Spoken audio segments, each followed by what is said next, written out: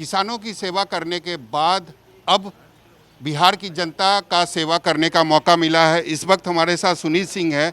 RJD ने MLC का मौका दिया है और यह शपथ ग्रहण के बाद निकले हैं। इनसे बात करेंगे। सर, ये बताइए कितनी बड़ी चुनौती है, कारण 2 महीने के बाद बिहार विधानसभा का चुनाव है और अगर देखा जाए तो आरजेडी का पल्ला जो है वह मजबूत दिखाई नहीं दे रहा है।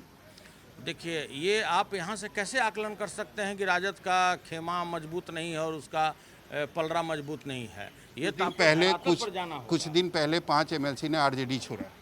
अब देखिए, एमएलसी ने राजद को छोड़ा, राजद ने उसको नहीं छोड़ा। अगर इस तरह के लोग रहेंगे तो उनको जिस पार्टी में गए हैं उनको भी ये समझना चाहिए कि ये व्यक्ति आपके यहाँ कितने दिन रहेंगे। हो सकता है कि 5 दिन के बाद वो भाजपा में चले जाएं। तो इस तरह के जो 5-10 व्यक्ति होते हैं और जब चुनावी वर्ष आता है तो सभी लोगों का कोई ना कोई इंटरेस्ट छुपा होता है। इसके तहत वो लोग उछल कूद करते हैं, कोई नई बात नहीं है। आप पिछला चुनाव का भी आप उदाहरण ले लें। पिछले चुनाव में इसी तरह से 5-10 व्यक्ति इधर से उधर, उधर से उधर जाते रहते हैं।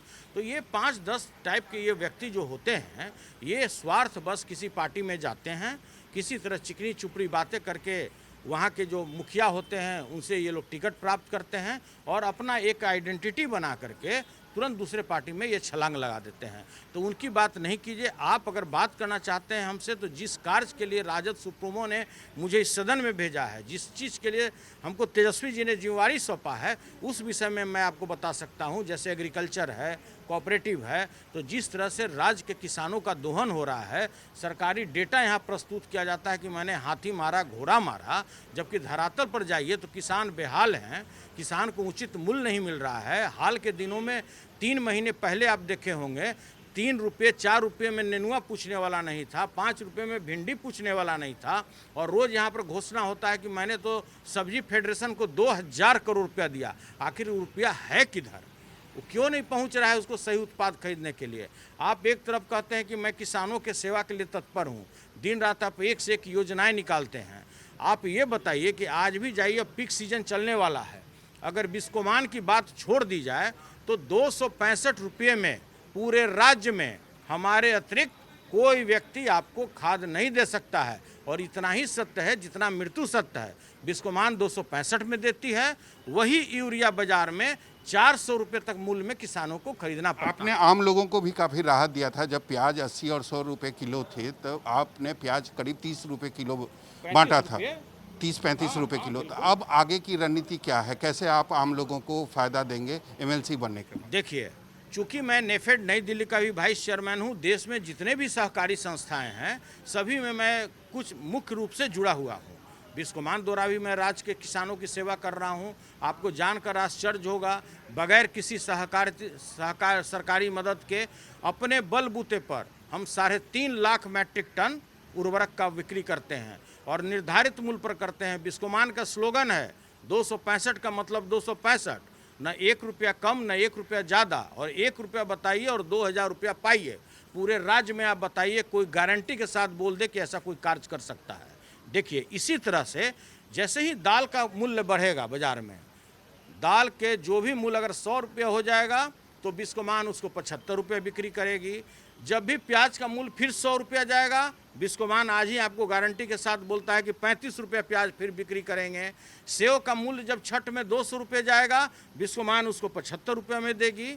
जैसे ही नारियल का मूल्य छठ में 50 रुपये जाएगा तो बिस्कोमान उसको 25 रुपये में देगी। और इसमें कोई सरकारी मदद नहीं, ये बिस्कोमान नेफेड के सहयोग से, इफ्को के सहयोग से, क्रिप्को के सहयोग से इस राज्य के किसानों की सेवा कर रही है, यहाँ के उपभोक्ताओं की सेवा कर रही है और करते रहेंगे। आखिरी सवाल यह है कि 2-3 महीने के बाद चुनाव है, क्या लगता है चुनाव में क्या होने वाला है? आप जो सवाल आज हमसे शहर में पूछ रहे हैं, आप आज देहात में चले जाइए, खुद ब खुद पता लग जाएगा कि किस तरह से कागज़ पर जल नल कल लगाए गए, किस तरह से कागज़ में शौचालय लगाए गए, किस तरह आपका स्वच्छता अभियान चला। आप कहते हैं 100% मेरा शौचालय लग चुका है। आज भी चलिए मैं आपको 10 जगह बताता हूँ। और छोड़िए, आप छज्जू बाग चले जाइए, छज्जू बाग में 20 सड़क पर आपको आज भी टट्टी करते लोग मिलेंगे। और जिस तरह से इस राज्य में नकली मास्क, यहाँ भी हम जो देख रहे हैं, यहाँ लगभग 80% लोग नकली मास्क पहने हुए हैं। तो आप तो होर्डिंग लगा दिए कि मास्क पहनना अनिवार्य, आप तो ये नहीं बता रहे हैं कि असली पहनना है कि नकली पहनना है, असली मतलब क्या, नकली मतलब क्या। आप दे दिए जीविका दीदी को कार्य। जीविका दीदी क्या है? जीविका दीदी तो उनका वर्कर है। आगे जब कोई महिलाएं बैठती हैं जनसभा में माननीय मुख्यमंत्री जी के, तो वो कोई जनता जनार्दन नहीं होता है, वो जीविका की सेविकाएं होती है। आप पता लगा लीजिए मैं गलत बोल रहा हूँ कि सही बोल रहा हूँ। यानी विकास जो है सिर्फ दिखावे के लिए है। मैम ये बताइए कि पहले से बिस्कोमान के चेयरमैन थे, पहले से ही इनके पास समय की कमी थी, अब एमएलसी बन गए, तो कैसे मतलब आपकी परेशानी बढ़ जाएगी? कारण घर में तो अब नज़र नहीं आएंगे। नहीं, हमारी परेशानी नहीं बढ़ेगी, क्योंकि ऐसे भी घर में ये बहुत ही कम नज़र आते थे। हमेशा जनता ही के बीच में रहते थे, किसानों के बीच में ही रहे हैं।